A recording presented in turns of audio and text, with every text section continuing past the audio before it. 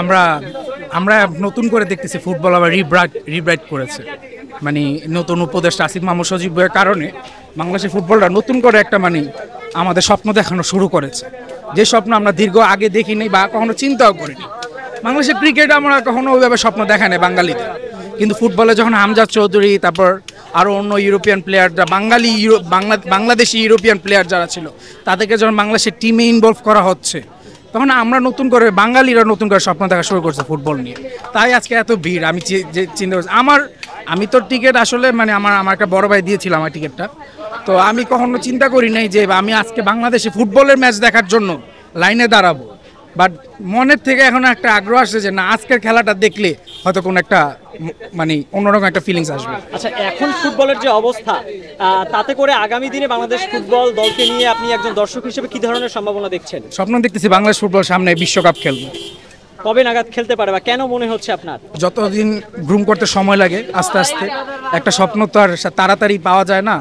16 বছর স্বপ্ন দেখেছি ফেসিস হাসিনার চেয়ার রিমুভ হবে, তো এটা হইতে, এই স্বপ্ন পূরণ হইতে আমাদের ছাত্রদের 16 বছর লাগেছে। তো এই জিনিসটার স্বপ্ন দেখতে এখন মানে আমরা আগ্রহী, আমরা ইন্টারেস্টেড যে আমরা এখন স্বপ্ন দেখতে পারবো, কিন্তু এটা কবে পূরণ হবে এটা এখনও বলা যাবে না।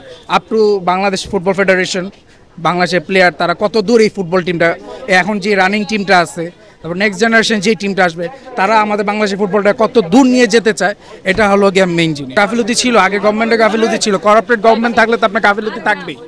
যে দেশে একটা সময় আমরা শুনলাম যে হামজা চৌধুরী নাকি আগে বাংলাদেশের লিগ খেলে পরিচয় দিতে হবে যে তার বাংলাদেশে খেলতে পারবে নাকি না, এরকম ননসেন্স টক যদি কেউ বলে, তাহলে একটা ফুটবল কিভাবে গ্রো করবে? ঠিক না? আমরা কিন্তু হামজা চৌধুরী আরো 5 বছর আগে পাইতাম, বাট ওইটা আমরা পাই না because of this nonsense federation that use to run by the other government. But এখন আই থিঙ্ক যে it's under stable governing body, এর জন্যই বাংলাদেশের ফুটবলটা আস্তে আস্তে মানে গ্রো হচ্ছে, যে বাংলাদেশ জিততে পারবে।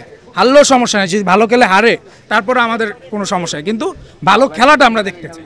আমাদের প্রত্যাশা ভালো খেলা দেখার, জিতবে হারবে এটা মেইন জিনিস না। একটা গেম ফুটবলে যে কোনো সময় চেঞ্জ হইতে পারে, ফুটবল গেমটা অনেক আনপ্রেডিক্টেবল, সেখানে বাংলাদেশ জিততেও পারে হারতেও পারে, বাট ভালো যে খেলবে ওই জিনিসটা দেখার জন্য আমি আসছি। বাংলাদেশ আজকে ভালো খেলবে, ভালো একটা ম্যাচ আমাদের দেখে উপহার দিবে।